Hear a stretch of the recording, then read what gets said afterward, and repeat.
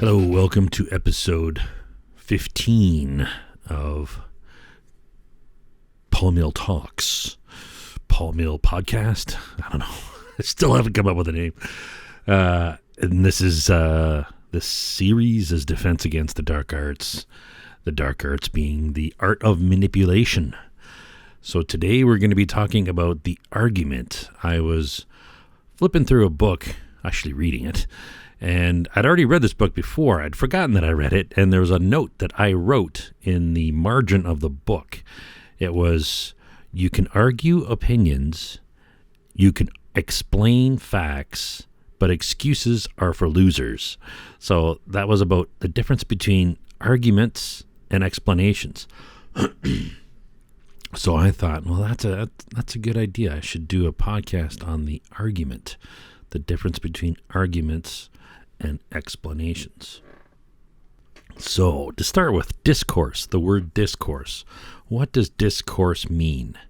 Discourse means the communication of thought by words or talking. So any written sentences, any rambling noises that come out of somebody's mouth, that is discourse. It doesn't have to be two-way. It can be one-way. It can be some crazy guy at the bus stop screaming at the sky. That's discourse. So is that an argument? No. An argument is a discourse intended to determine the degree of truth of a statement, claim, or conclusion using premises. So an argument is just somebody trying to determine the degree of truth of a statement. Now you think, well, is that really what an argument is? No, it's not really what an argument is. If you watch anybody in the court of law, they say they are trying to determine the degree of truth by their argument. The defense will argue, and the prosecution will argue. But are they really trying to determine the degree of truth? Well, you would hope that they are, but that's not really what's going on. The prosecution is doing everything they can to try to manipulate the judge or whoever to believe, to convince them that his case is right. And the defense is doing everything in their power to try to convince or manipulate everybody to believe that their side of the story is right. Where does the truth actually come into this? It doesn't. So it's a matter of just arguing to, it's not really to determine the degree of truth of a statement, claim, or conclusion using a premise. It's a discourse intended to convince somebody of your side, or to convince somebody of your statement, claim, or conclusion using premises.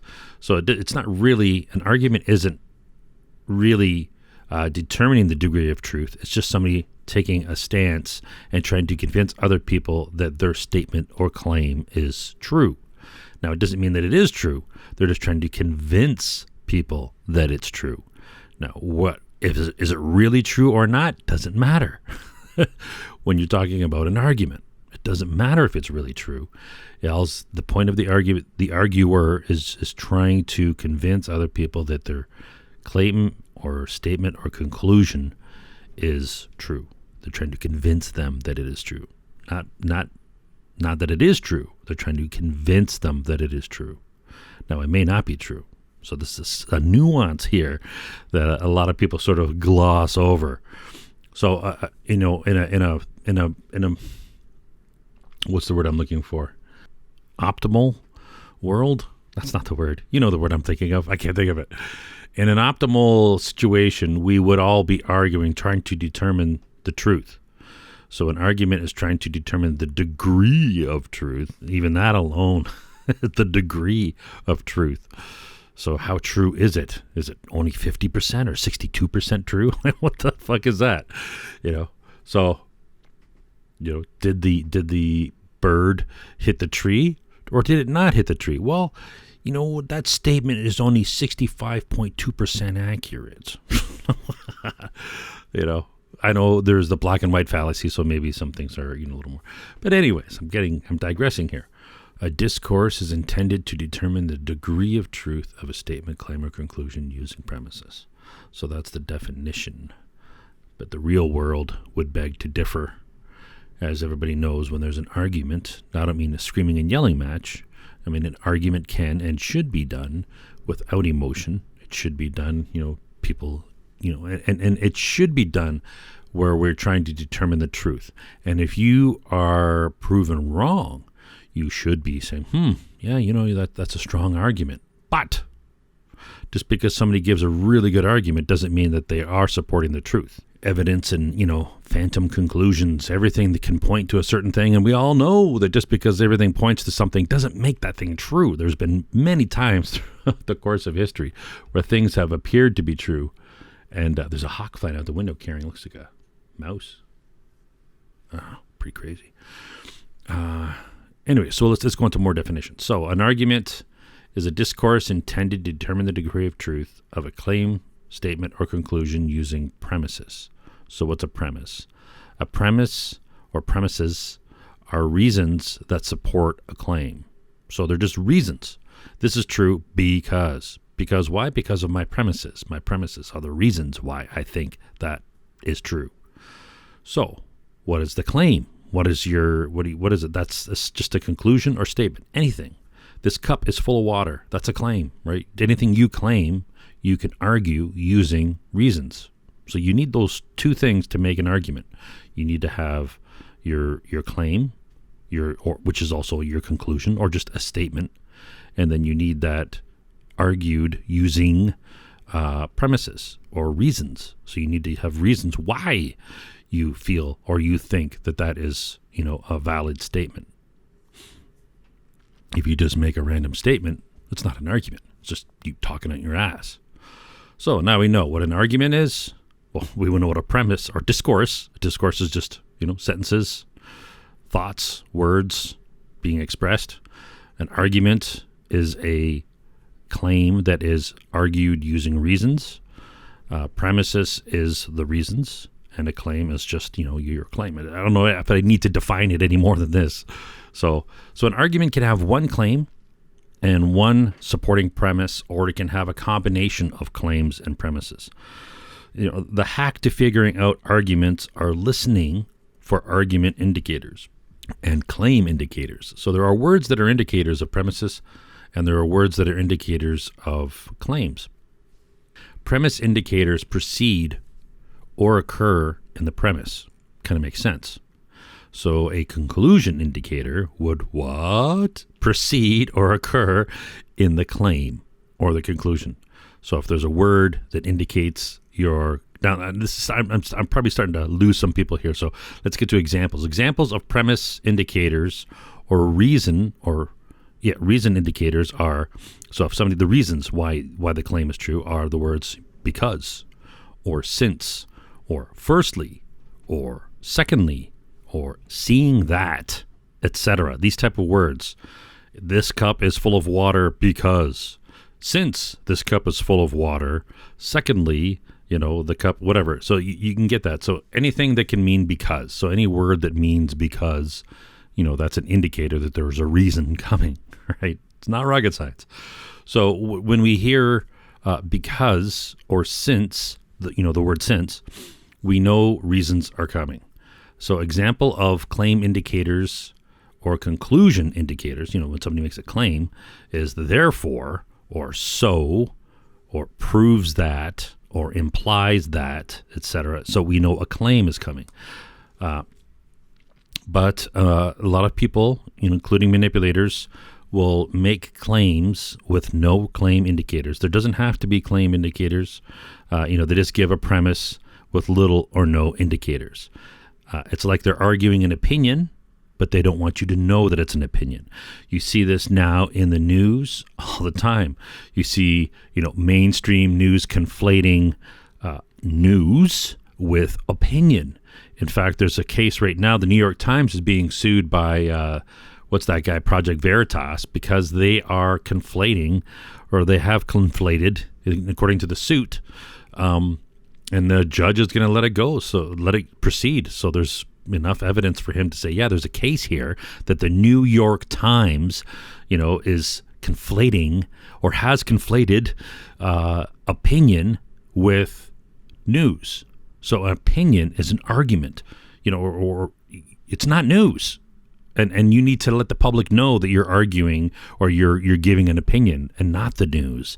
And the New York Times is from the grand old lady, or whatever they call it, the gray old lady.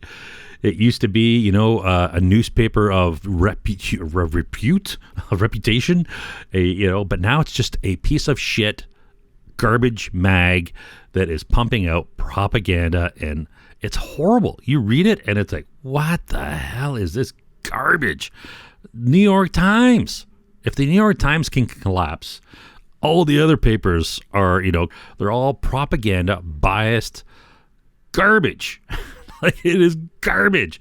There might be a couple stories, but then when you look into it, it's like, it's just like, when you're talking to a grifter in the streets of Cairo. Oh, really? You're scamming me? Same deal. You start reading, look at this. Oh, it's garbage. It's propaganda. Here we go. Bias. Here we go with their spin. Here we go with their framing it. Here we go with their taking their crap out of context. Here we go with their garbage. The news is, and they have no one to blame but themselves for the public. The public is not stupid. We can all see it, but I know there's a lot of people that are stupid, and we're all stupid about certain things. I'm not saying, that I'm the smartest guy. There's a lot of things that I'm totally oblivious to, right? Same with everybody else. You could talk to somebody, everybody you talk to knows something you don't know, right? But that doesn't mean that people are stupid. That, the news and the journalists that are out there today, the legacy news media are disgusting. It is crap. Yeah, this might be my opinion. I'm not giving this as news, and everybody is aware that I am expressing my opinion, and my opinion is the legacy news is shit. Garbage. New York Times, not worth wiping your ass with. It is shit. All right. Now, we can continue. So, manipulators mostly make claims with no claim indicators, and they'll give premises with little or no indication. Like I said, they're arguing an opinion, and they don't want you to notice that it's an opinion. They're trying to express it as fact, which it is not. So, the traditional style of an argument, is to use premises and claims with indicators in between. For example, here's my example of an argument. Politicians have no incentive to protect voters since voters do not bribe politicians. So first we have the claim. The claim is that politicians have no incentives to protect voters. That's a what, right? That's the claim. What is it? What's your claim? My claim is that politicians have no incentive to protect voters. Why? Well, I had the word since, and the word since indicates that there's a reason. Since. So why? According to my statement, because voters don't bribe politicians. So when you hear why, what's the premise? The premise indicator. It could also be the other way around. You could say something like, horses cannot fly. I cannot fly. Therefore, I am a horse. Clearly this is wrong, but the form is correct. First we have two premises, two reasons. Horses cannot fly. That's one. I cannot fly. These two put together are also sort of a larger, reason, followed by the claim indicator, therefore. So horses cannot fly. I cannot fly. Therefore, I'm a horse. So the therefore is the claim indicator, which means I am a horse is my claim. And now anybody would realize that I am not a horse. So just because an argument is in the proper form doesn't mean it's true. And we all know this. That's why there's arguments. That's why people argue things, because one side is not right. A lot of the times, depending on the complex situation, it could be that they're both right, and they don't realize they're looking at something from different perspectives. But, a lot of things being equal, usually when there is an argument, one side is typically wrong and the other side is typically right. Or maybe one side is, more wrong and the other side is, if we're going to start breaking this down into gradients, percentages of truth, then perhaps percentages of wrong can also be applied. Manipulators can use the format of an argument to compel others to believe their bullshit. Take example, the New York Times, or the Washington Post, or any of the legacy media, or CNN, or any CTV in Canada, or CBC. It's all garbage legacy media. So a manipulator can use the format of an argument to compel others to believe their bullshit. Or they can just stick to premises and claims together and apply. Here's a good trick, right? So they stick a premise or a reason next to a claim and imply that they are connected. And they leave it for you to make the connections. So they're not actually making the connections. They're leading you by the nose for you to make the connection. You can look at any legacy news, any op-ed, or listen to any politician, in power talking.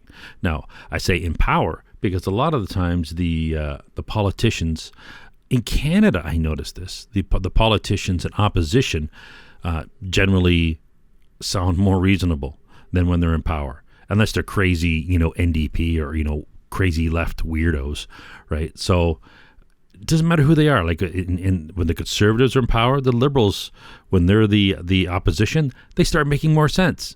But then when the liberals are in power, they go insane. They're crazy. And then all of a sudden the conservatives start making more sense. It's always whenever they're in opposition. But it's not all of them. Like you take a look at the United States, the Republican Party, these guys are, I don't know, who of them speak up? It's like they're just, it's same with the Democrats. They're just screaming, yet none of them make sense. They're all just pushing their hyper-partisan garbage, and the news media in the United States is clearly on the side of the Democrats. It's ridiculous. And the Republicans are useless, incompetent twats, and they don't really, they're not really useful. Or their message isn't being conveyed accurately if they are. For, to be in opposition, their messages should be relayed more. We need to hear the voices of opposition, and the Republicans aren't doing a good job as voices of opposition. They seem to be pretty quiet. So I keep digressing. I don't want to go political, but I keep. It's such a narrow blade to walk here. So, okay. Ooh, it's a windy day out there today. For those of us who have seen the old educational cartoon Schoolhouse Rock, we might remember the episode about conjunctions. Conjunction, junction, what's your function, right? So it connects shit with words like and, or, unless, but, however. I can't remember the exact words of the song. I'm pretty sure they didn't say it connects shit. They say it connects things, I guess, maybe. I don't know. I had a picture of a train connecting stuff. It's a long time ago. Anyways, yeah, so the conjunctions, they connect words using and, or, unless, but, however. But conjunctions are not argument indicators. The conjunction but, going back to conjunctions. So but, the word but. This is a good one. This is a really an important word to look closely at. It's used to suggest surprise. Anytime we hear but, it's followed by a punchline. The punchline, the twist. I went to the store, but I forgot to buy a pack of smokes, or I forgot to buy whatever, right? So that's the but of surprise. You went to the store and you're expecting them to buy a pack of smokes, but they forgot. So there's the twist, but. So we can get away with just saying but and not finishing the sentence. And this implies to the listener, right? She's smart, but, right? So now you're thinking, oh, there's something she did that's not smart. So it starts, but. So you're thinking, wow, it starts, but there's something wrong with it. And you hear, he's the leader, but. You're like, wow. So he's the leader, but shouldn't be the leader. There's something wrong with this guy. So when we hear that, that big, sexy but, it's, this is a surprise. A surprise is not an argument. So keep that in mind. When people are arguing and they say, but, well, but is not an argument. And the same thing goes with I think that, or I feel that. And we've all said, I think this, or I feel that, right?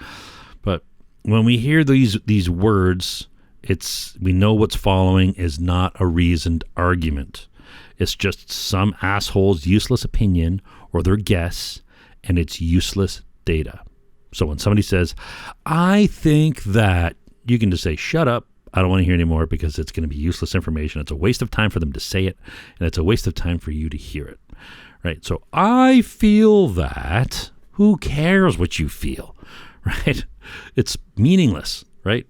So, no, there might be situations when you want to see how this person feels about the situation, or you might want to see what this person thinks about that situation, or thinks about whatever the scenario is. But generally, it's useless information. It's not based on anything. It's subjective. Claptrap. Claptrap. I got to Google that word, claptrap. Where did that come from? Claptrap. So when you hear somebody say, I think that, or I feel that, you know they're lacking confidence. And they should only be listened to if it's a first-hand account.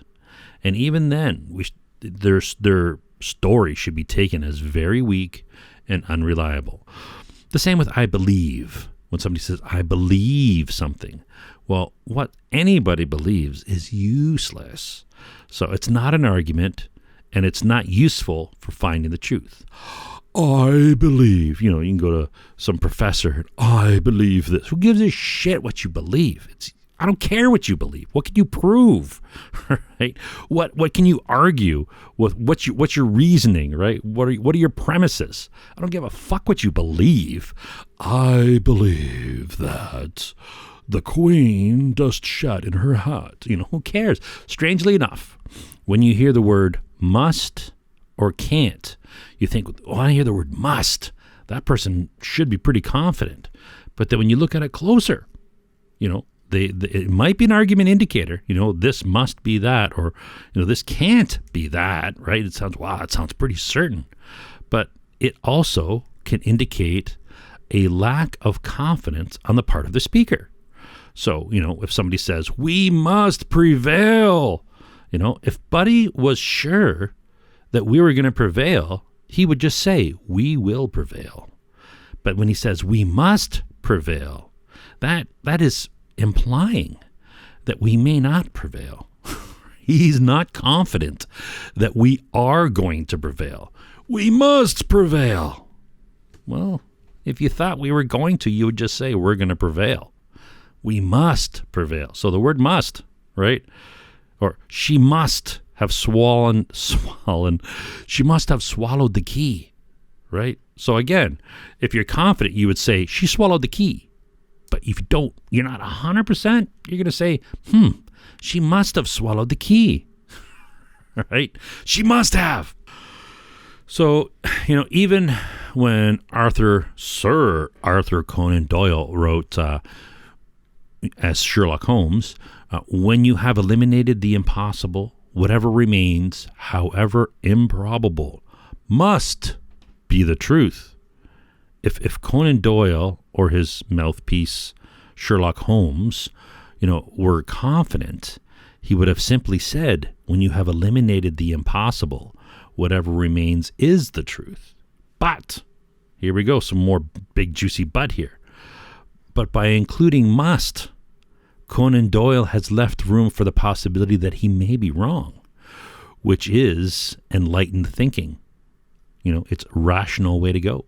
So even as Sherlock Holmes, when you've eliminated the impossible, whatever remains, must be the truth. Doesn't mean it is, right? Must. You think, well, yeah, must means it is the truth. No, we must prevail. No, he would say it is the truth. When we hear the word must, we know the speaker is only expressing what they believe to be the most likely possibility from what they currently assume. And we know about assumptions, right? Then we have the if-then statement. Coding nerds will be sure to tell us that the if-then statements are conditional statements, which makes sense. Can the if-then statement be a premise or a conclusion of an argument? Yes, they can. If this condition is true, then do this routine. So that's the conditional. If this condition is true, then do this routine. Is that an argument? If she stabbed him, then she is guilty. Is that an argument? No. But if the if-then conditional statement is not arguing that she did anything, it's only stating that if she did something. So if she stabbed him, then she is guilty. So it's not an argument. It's not saying that she did stab anybody. And this is the kind of a subtle, not so subtle, I guess, but people will hear that and they're like, oh, she's guilty. If she stabbed him, then she is guilty. But he's not saying she did stab him. He's just saying if she stabbed him, then she is guilty. So for it to be an argument, we need more. We need the claim. We can use this statement, this if she stabbed him, then she is guilty, as a premise. It's the premise of their claim. So it would sound something like, if she stabbed him, then she is guilty. And just adds more to the premise, the word and, the conjunction, right? And she admitted to stabbing him. So that is all our premise. If she stabbed him, then she is guilty, and she admitted to stabbing him. It's still not an argument yet. We need the claim indicator and a claim. We don't need a claim indicator, but we need a claim.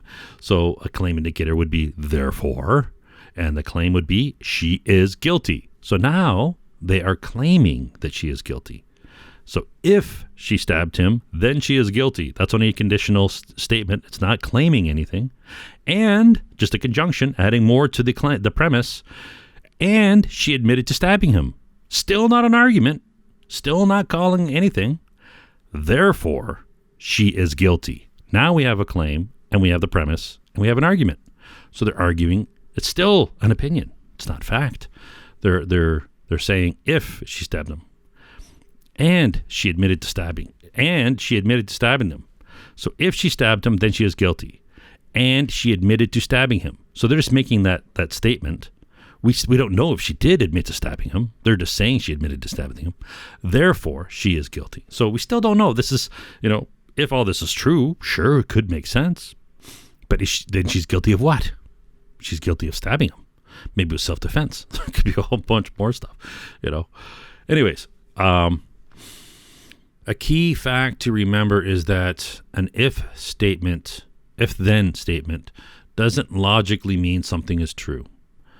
If horses eat hay, then they can fly. That's an if-then statement. It's in the proper form, but it is not true. If horses eat hay, then they can fly.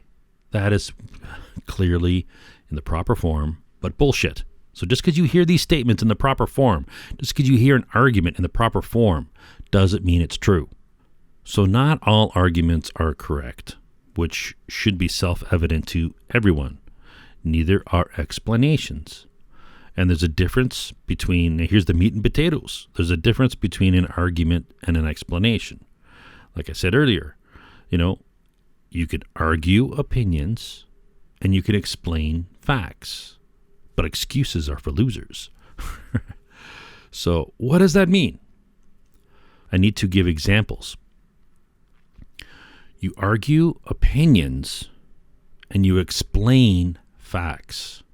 So it's a nuance, but once you grasp it, you're like, yeah, I got it. So this is trickier than it sounds on prima facie. Is that the right way we use prima facie on first face, on first appearances? I don't know, on first hearing it. So here's an example. The Blue Jays are the best team because they won the World Series. Is that an argument or is that an explanation? Here's another one.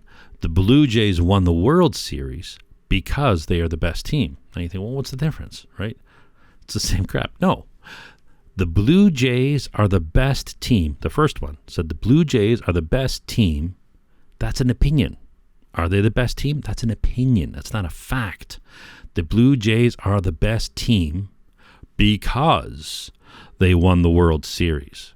Well, so you're giving an opinion, and your claim is that they are the best team. Your premise is because they won the World Series. So you're using a fact to argue your opinion that the Blue Jays are the best team.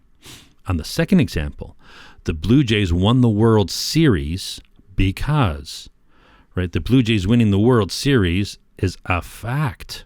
That is not an opinion. So the Blue Jays won the World Series. That's a fact. So therefore, it's not an argument. It's being explained. You're explaining a fact. The Blue Jays won the World Series because they are the best team. So you're using an opinion to argue or to explain a fact. So an explanation is when somebody tries to explain a fact. They can use opinions, and it doesn't mean it's right. When you explain something, just because somebody's explaining something, this is what we should all be clearly aware of, doesn't mean it's accurate, right? Just because somebody explains something to you doesn't mean they're explaining it accurately, especially when they're using opinions to explain facts. So, the pen dropped. That's a fact. Well, it didn't happen here. There, the pen dropped. So the pen dropped because I decided to let go of it. That's an explanation. So what's important to recognize here is that both explanations and arguments can be wrong.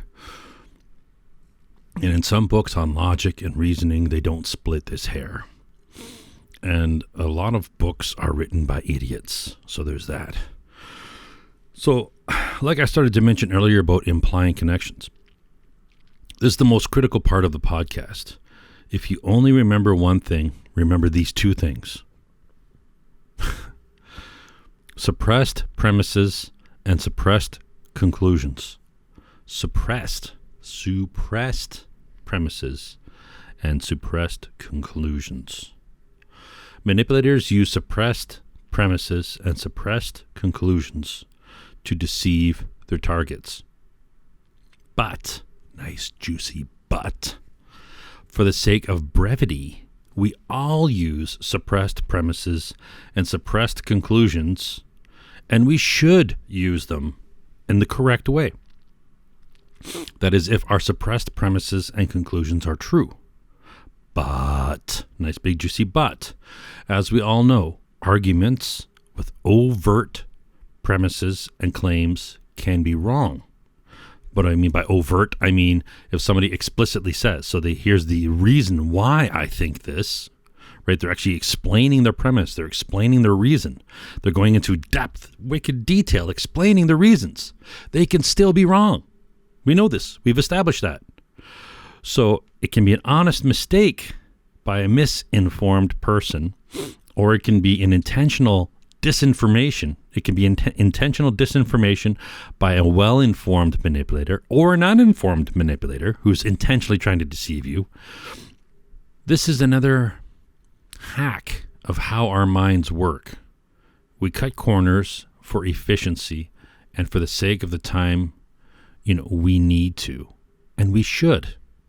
I mean, we can't go into infinite detail and research for every little thing. Like, it's not feasible. We don't have the time. Life is short. So we need to cut corners where we can and where it's reasonable to. So these time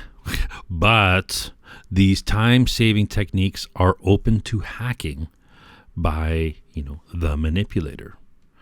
An example of a legitimate use of suppressed conclusions and suppressed premises would be, I can't mow the lawn. There's a foot of snow. So I'm giving a premise and a conclusion or a claim. Conclusions and claims are the same thing, right? My statement is, I can't mow the lawn. Why? What's my premise? What's my reasoning? There's a foot of snow. Well, are those two things even related? Well, to a rational person, yes. You can connect those dots. They're not explaining it. They don't need to go into detail explaining it. The lawnmower would get stuck. The mower deck wouldn't be able to cut the grass beneath the snow. Like, this is stuff that doesn't need to be explained. So for the sake of brevity, we should not be going into all the details explaining why you can't mow the lawn when there's a foot of snow out there. and we shouldn't have to. So this is a shortcut we take, and it is proper and reasonable for us to do so. We can imply the details of the premise as the snow as a valid argument for the claim of not being able to mow the lawn. But the master manipulator will imply connections in premises that are not true, and they do not support their claim, and they are not supported by objective reality. So this is critical. This is where the argument and suppressed conclusions and suppressed premises come into play. But this is getting pretty long, so we'll cover that in another podcast. And that's it for now. So, que tengas un buen día.